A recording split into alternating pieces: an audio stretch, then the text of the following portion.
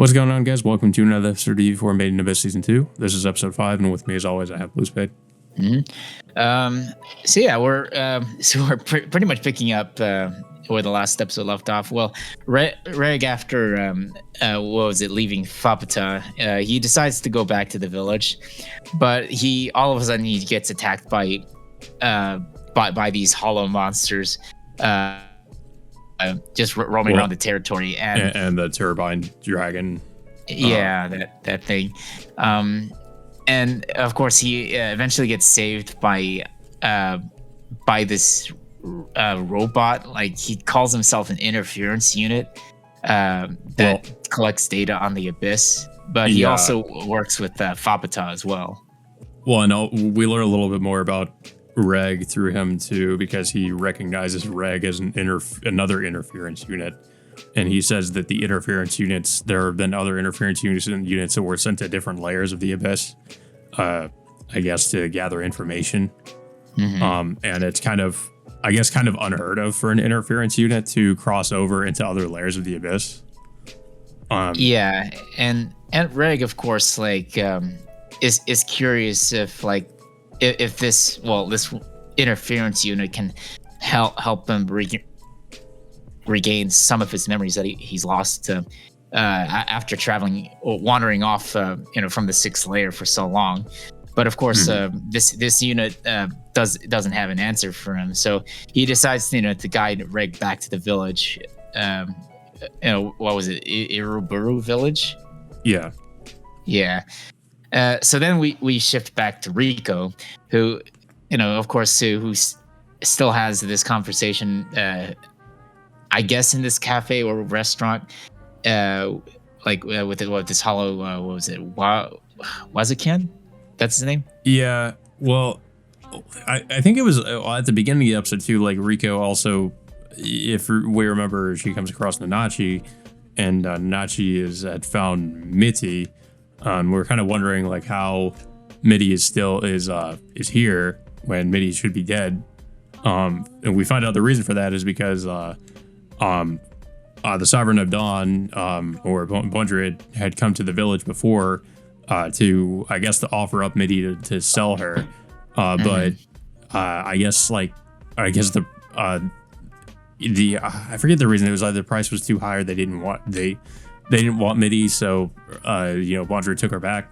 But they ended up reproducing a copy of like Mitty's soul or just a copy of her in that form. Just pretty much recreate. Well, I've noticed that Mitty has two eyes compared to that one eye she had in the first season. So I'm just curious, how what was it? This creature named Beloff decides to create a much, I guess you could say it's a much more improved copy of Mitty of sorts. Yeah. Well, and we also find out, because, we see that Nanachi is asleep, and no matter what Riko does, like, she won't wake up and she won't come with her. Mm-hmm. And the reason for that is because Nanachi had decided to basically, like, give or sell herself, I guess, so that she could be with Mitty. And now she's just been in this, like, I guess, well, I don't know if I'd say a permanent sleep, but she's in, like, a sleep where I guess she can't really be interrupted, or, like, she can't be woken up. And she's she just decided to just stay with Mitty for forever or something. So that's kind of what's going on with her right now. So she's just and so I guess Riko figures she can't, at the moment, she can't really she does try to offer not herself as a whole, like, to kind of, like, she tries to barter with Bailiff and offer, like, her equipment, and then Bailiff says that would be enough, that she would also have to offer, like, her innards, as well as her, like, legs or her arms or something. Well, she gave Riko a choice, is to either give up both of her eyes, or both of her legs, or half her internal organs. So which I don't know how. I mean, I don't know how she could live without those. So I mean, it just doesn't seem like it would be a good deal either way. So she of course decides not to do that. Not to do that. Well, I mean, way before this, we do. There is a scene where Riko finally meets with Vueko underneath the cavern, and of course, which I want to point something out about that too, because I'd actually been screwing up. Vueko was actually the name of the woman in the flashback, the woman with the red hair, and of course the one that we see in this episode. I was getting it for some reason. I was getting it confused with the child, which is her name was Yuramui, which is that the little girl that started to they took with them to the village in the flashbacks. So Vueko is the name of the woman. So yeah, that kind of messed up there, but yeah, of course, like you said, she comes across Vueko because we kind of see in the opening that she's like of this. We see the state she's in. We're not really sure like how long she's been here, but she's kind of just been underground this whole time, I guess.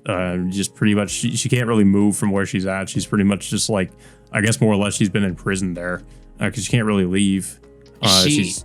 She reveals that she was imprisoned there for trying to prevent the founding of Uroboro.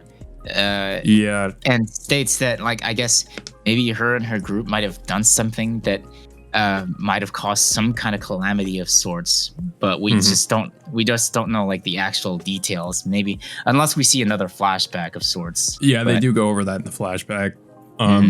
But she does mention like that that a lot of the hollows there are like children or something that had been transformed into these hollows.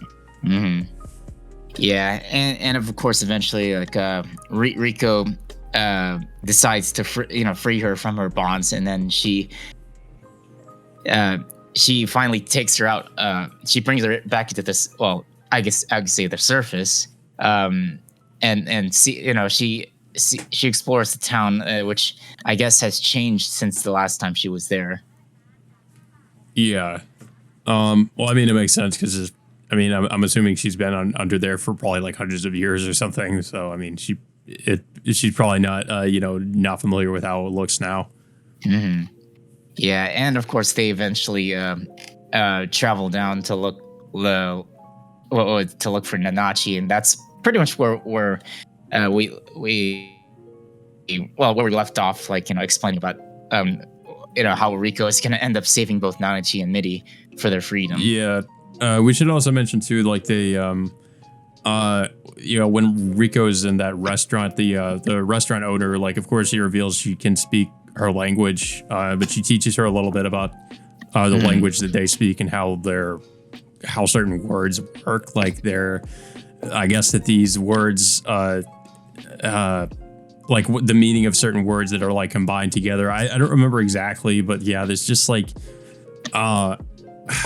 it's really confusing. Like it's just like it's interesting though. But yeah, it's their language is a little bit like it's like she learned some things about the language. But yeah, that's pretty much all we get from that. And I thought it was a decent episode, honestly. Like, not quite as disturbing as some previous episodes, but I mean, we will get back to that. But yeah, I mean, I thought it was it was pretty good. I don't know. What did you think about the episode? I thought it was an all right episode. I mean, we finally do get the first actual appearance of Vueko outside of the flashback, and we're taken into a situation of like what's going to happen with both Nanachi and Midi, depending on what Riko is going to end up doing on how she's going to secure their freedom, whether she's going to whether she is going to go through with like making some kind of sacrifice in order to free them. Yeah. It's going to be interesting to see what she ends up doing there. But yeah, I of course, I also thought it was. It has been a while since I read this part of the manga, but I was a little bit surprised at how easily that they ended up freeing Vueko from her prison. I thought they'd have to go through a bit more just to get her out of there. But Yeah, I do remember that. Of course, Vueko is a pretty important character in both the what's happening currently in this story arc, and also what happened in the flashbacks. But yeah, I don't really have to. But yeah, I guess that all being said, guys. Until next time, we will see you all later.